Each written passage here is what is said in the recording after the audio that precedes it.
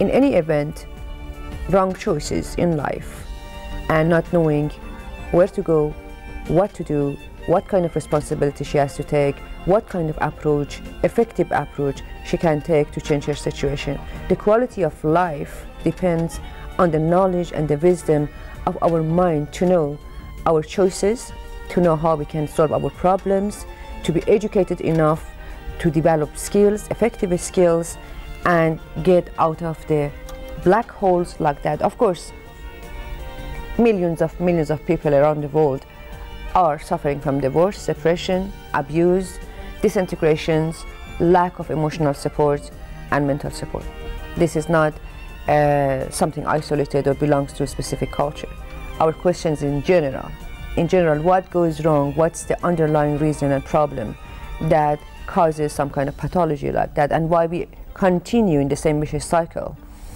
One marriage goes wrong, we have a broken family, children are left with no support, the father neglects the children and goes, there is not marital bond, there is no bond between father and children, and yet we get married another time with the same mistake over and over, bring more children in this world and let them suffer under the environment that is seriously pathological.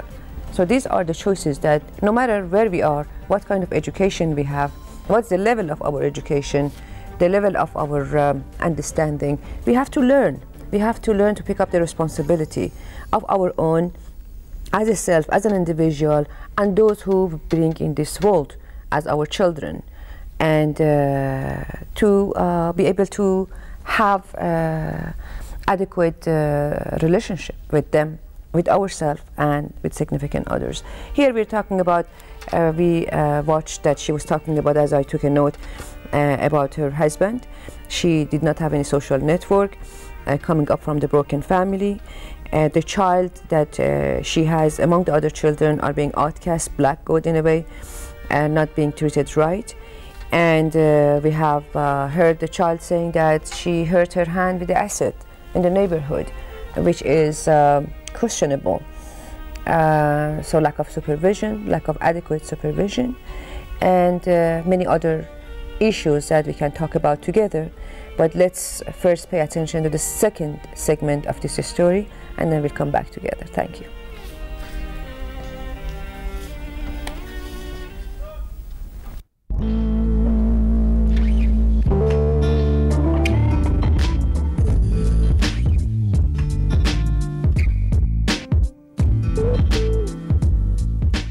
Do you miss your father? No. How come? No, I love Mom. You don't love your father? He doesn't love me. Why? What did he do to you? He took my brothers and sisters so he can't see them and didn't take me. Okay, how did you feel when he took your sister and brothers and he didn't take you, honey? I met fire. Yes. Why? He didn't take me and took the others. Her father took the children and didn't take her. She was crying. I tried to calm her down. Then after I prayed Isha, I saw the fire all over the house. When I asked her, she said, why did my father didn't take me? From the day I gave birth to her, he didn't want her and he didn't like her. Since she was young until she grew up, he didn't want her. Even baby food, milk and clothes, he didn't bring anything to her. Not even when he came over to take the kids. When he sees them, he tells them not to let her out. He doesn't want her and he doesn't want to see her. And since she was young, I used to give her to my family because he doesn't want to deal with her. She's always upset. She does strange things. She screams when she's alone in the room and tears of her clothes.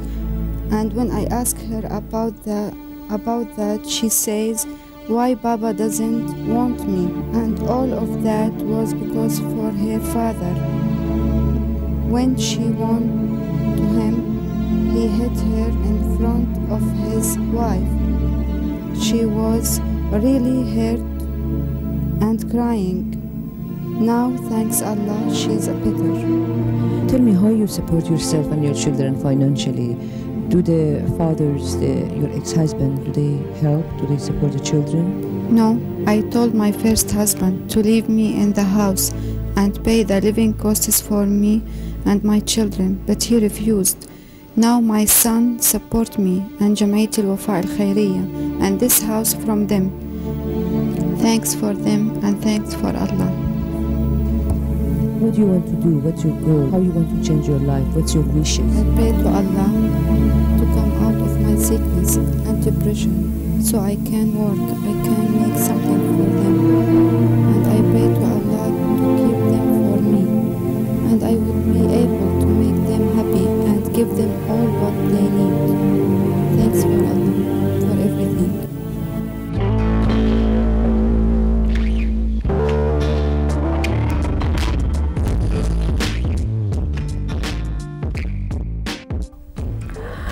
Welcome back.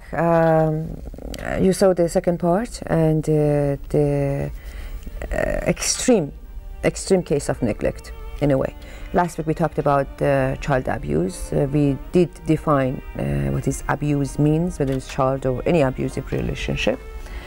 And this week I'd like to focus on neglect, the definition of neglect, what is neglect, and what kind of impact neglect has on the growth, on personality, on behavior, especially on children. And you've heard the extreme case of neglect, a father who fails to provide adequate care, support, emotional support, physical support, financial support, medical support, love, care, whatever you can name it, that the parent's duty and responsibility is to provide for their children. This father is failing, not only failing, but he is actually an instrument of horror for this boy, for this girl, for this little girl. She has to go hide, she has to be invisible in order to feel safe and secure, because he doesn't like her, he hates her, he somehow cannot stand her. And you heard what she was saying. I don't know what happened to her hand. This is an extreme injury on the hand. I don't know what she was doing outside and how she got exposed to that kind of injury, but the father is saying that she should not go to the hospital and receive medical treatment, which there is a question in there which I would like you to judge and discuss that. What happens when a child goes through severe injury like that? Father doesn't want anybody to know, the hospital to know, the medical people to know, the authorities to know. Is there anything to hide? That's the question. And apart from that, when parents fail to provide care. Excuse me, did I have a call? Did you say that we have a call? Yes. To provide care.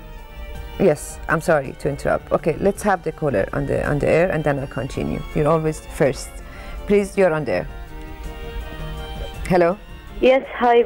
Hello, Parisa. Yes. How are you, Dr. Parisa? Good evening. Thank you so much. Welcome.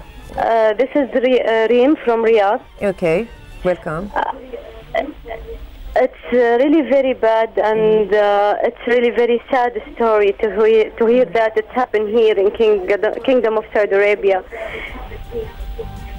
Really, it's so sad. And I get shocked when I saw the program, and you had very nice program. But like this, I cannot imagine there is a family, they don't care about them kids like that. Mm-hmm. Because I am a mother, mm-hmm. and I cannot see my kids, you know, even they have even needles stick in them finger. Of course. As a mother, you know. Mm-hmm. But like this father and mother, I don't know why they have to get kids if they will not take care of them. Mm-hmm. Mm-hmm. Believe me, Dr. Parisa, when I saw your program, I cried because I cannot believe this is real. Mm-hmm. I cannot imagine even if that's true, if the mother, what she's saying is true, why she didn't send her daughter to the hospital, or exactly. Why the father he refused to taking her to the hospital. And you can see the injury is very, very severe. The way that we see it, The injury is not just a, you know, a simple injury. It's a very severe injury.